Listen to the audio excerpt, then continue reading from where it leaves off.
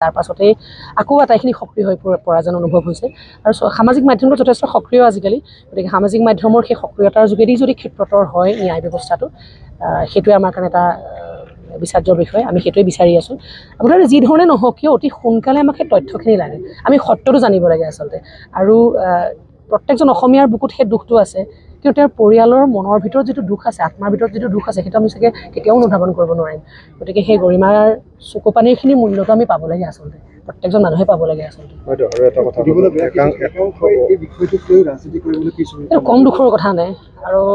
অসমত দেখা যায় অসমত প্ৰত্যেকটো বস্তুতে ৰাজনীতি হৈ আছিলে ৰাজনীতি বাহিৰ যেন অসমখনৰ একোৱেই নাইকিয়া হৈছে এতিয়া প্ৰতিটো বিষয়ত ৰাজনীতি হয় কিন্তু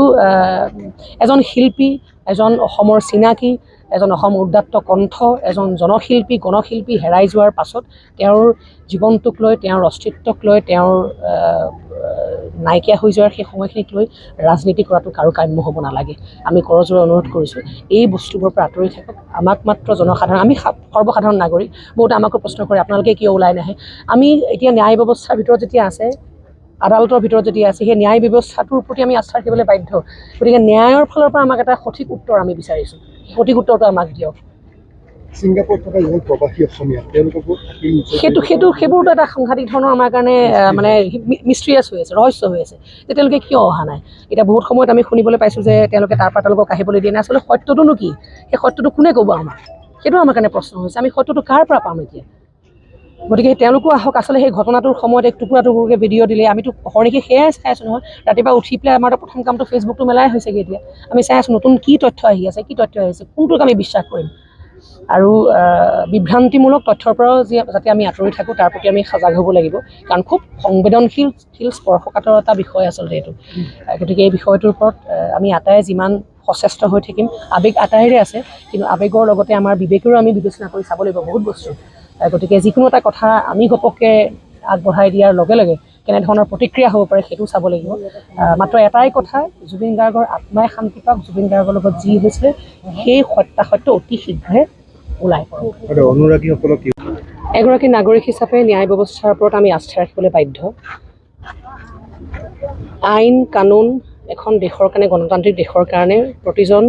নাগৰিকৰ পক্ষত থাকি আইন কানুনে উচিত ন্যায় দিয়ে বুলি আমাৰ বিশ্বাস এতিয়া এজন এনেকুৱা এটা সত্তা হেৰাই যোৱা আজি 20 দিন উকলি যোৱাৰ পিছতো এটা পৰ্যায়লৈকে আমি একো নজনাটো তথ্য আমাৰ সন্মুখলৈ নহাটো কিন্তু বৰ দুখদায়ক কথা এটা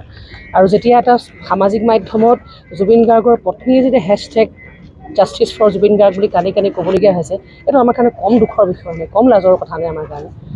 আমি প্ৰত্যেকজন শিল্পীয়ে প্ৰত্যেকজন মানুহে অসমৰ প্ৰত্যেকজন ব্যক্তিয়ে এতিয়া হাড়ে হিমজুৰ এটাৰে আশাত আছোঁ যে সেই সত্যটো উদঘাটন হওক তেওঁৰ লগত কি হৈছিলে আচলতে এগৰাকী শিল্পী হিচাপে এগৰাকী মানুহ হিচাপে তেওঁৰ লগত কি হৈছিলে সেই কথাখিনি ওলাওক আৰু ক'ত পাকটো মানে মেৰপাকটো মাৰ খাই আছে আমি কোনো বুজি পোৱা নাই এতিয়া দৈনন্দিন স্বতঃস্ফূৰ্তে আমি জীৱন যাত্ৰা কৰি আছোঁ আমি কৰ্ম কৰি আছোঁ এটা মেচিনত পৰিণত হৈছে প্ৰত্যেকজন মানুহ এটা মাছ ডিপ্ৰেশ্যনত গৈছে গোটেই অসমীয়া বৃহত্তৰ জাতি গতিকে এই সময়ৰ পৰা কিন্তু আমি নিজকে নিজে উলিয়াই অনাৰ একমাত্ৰ ৰাস্তাটো হৈছে আমাক সঠিক তথ্যটো লাগে অতি শীঘ্ৰে সঠিক তথ্যটো লাগে মানে আজি 25 দিন পাৰ হ'ল কিন্তু কি হৈছিলে সেই কথাটো জানিব কোনেও গম পোৱা নাই এতিয়া আমি ছ'চিয়েল মাধ্যমৰ যোগেদি বিভিন্ন ধৰণৰ কথা ওলাই আছে বিভিন্ন ধৰণৰ বাৰ্তা ওলাই আছে কোনটো সঁচা কোনটো মিছা কাক বিশ্বাস কৰিম কাক অবিশ্বাস কৰিম কোনটো আমি মানি ল'ম এটা দুমোজাত পৰি আছোঁ আমি ডাইলেমাত পৰি আছোঁ প্ৰত্যেকজন মানুহ গতিকে কৰ্তৃপক্ষৰ ফালৰ পৰা অতি শীঘ্ৰে সেই সত্যখিনি আমাৰ ওচৰলৈ আনক যাতে আমি আশ্বস্ত হ'ব পাৰোঁ আচলতে কি হৈছিলে তেওঁৰ লগত আৰু এনেকুৱা এজন সত্তা আমাৰ মাজৰ পৰা এনেকৈ অকল্পিতভাৱে অকল্পনীয়ভাৱে হেৰাই যোৱাটো কম মানে এটা শূন্যতা মহাশূন্যতা আচলতে আমাৰ কাৰণে আৰু আটাইতে ঈশ্বৰৰ এজন দূত হিচাপেই নামাকৰণ কৰিছে কাৰণ হয়ো এজন মানুহৰ কাৰণে কায়িকভাৱে এজন মানুহ নাইকিয়া হৈ যোৱাৰ পিছত যেনেকুৱা এটা পৰিৱেশ সৃষ্টি হ'ব পাৰে কোনো ভবা নাছিলে কিন্তু আৰু সেইটো জুবিন গাৰ্গৰ কাৰণেহে সম্ভৱ হৈছে তেওঁৰ যিটো মানসিক সত্তা তেওঁৰ যিটো আৱেগ মানুহৰ প্ৰতি সেই আৱেগখিনিৰ কাৰণেহে আছিল আজি আচলতে এনেধৰণে হাজাৰ হাজাৰ লক্ষ মানুহ যে ওলাই আহিছে প্ৰতিনিয়ত আজি সমাধিস্থলীলৈ আজি আহি এই সমাধিস্থলী এতিয়া মন্দিৰলৈ পৰিৱৰ্তিত হৈছে এইটো কম কথা নাই মানুহৰ কাৰণে আৰু এইখিনিৰ পৰাই এই বাৰ্তাৰ যোগেদি মই কৰজোৰে এটাই মাত্ৰ প্ৰাৰ্থনা জনাব বিচাৰিম গোটেই অসমবাসী ৰাইজক ইয়াত ৰাতিপুৱাৰ পৰা ৰাতিলৈকে অহৰ্নিশে মানুহ আহি থাকে, তেওঁলোকে নিজৰ পবিত্ৰ মনেৰে জুবিন গাৰ্গৰ আত্মাৰ সদ্গতিৰ কাৰণে প্ৰাৰ্থনা কৰে। আমিও আজি প্ৰাৰ্থনা কৰিছোঁহি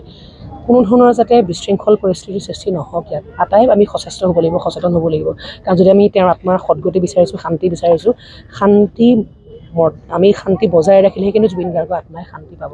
আজিৰ পৰা এটা ডিজিটেল হেৰি আৰম্ভ হৈছে হেছটেগ। আৰু আচলতে পাইছোঁ ইয়াত কিছু অপ্ৰীতিকৰ পৰিৱেশ, মদ খাই যথেষ্ট পৰিমাণৰ অপ্ৰীতিকৰ পৰিৱেশ সৃষ্টি কৰা এটা শুনিবলৈ পাইছোঁ। এইটো বৰ দুৰ্ভাগ্যজনক কথা। গতিকে কৰজোৰে এটাই মাত্ৰ প্ৰাৰ্থনা কৰিছোঁ, এয়া শান্তিৰ থল এটাৰ পৰা ইয়াত আহি মানুহে এগছি বন্তি জ্বলাই, ধূপ জ্বলাই জুবিন গাৰ্গৰ আত্মাৰ শান্তিৰ কাৰণে আমি প্ৰাৰ্থনা কৰিছোঁ। গতিকে প্ৰাৰ্থনা গৃহত যদি আমি মন্দিৰ বা মছজিদ বা গীৰ্জাঘৰলৈ যাওঁ, আমি জানো তেনেকুৱা কাম কৰিম? আমিতো কেতিয়াও নকৰিম নহয়। গতিকে এই যদি আমি মন্দিৰ বুলি ইয়াত এইখন ঠাইক আমি প্ৰাৰ্থনা কৰিছোঁ, গতিকে মন্দিৰেই হৈ থাকিব লাগিব তাই। গতিকে যিসকলে এনেধৰণৰ কাম কৰি আছে তেওঁলোকৰ প্ৰতি কাটৰ অনুৰোধ, এইবোৰৰ পৰা বিৰত থাকক। জুবিন গাৰ্গৰ আত্মাই তেতিয়াহে শান্তি পাব। বিশেষ ধন্যবাদ জনাইছোঁ। যিকোনো খবৰৰ বাবে যোগাযোগ কৰক 7099017330 লগতে 7099017110 নম্বৰত।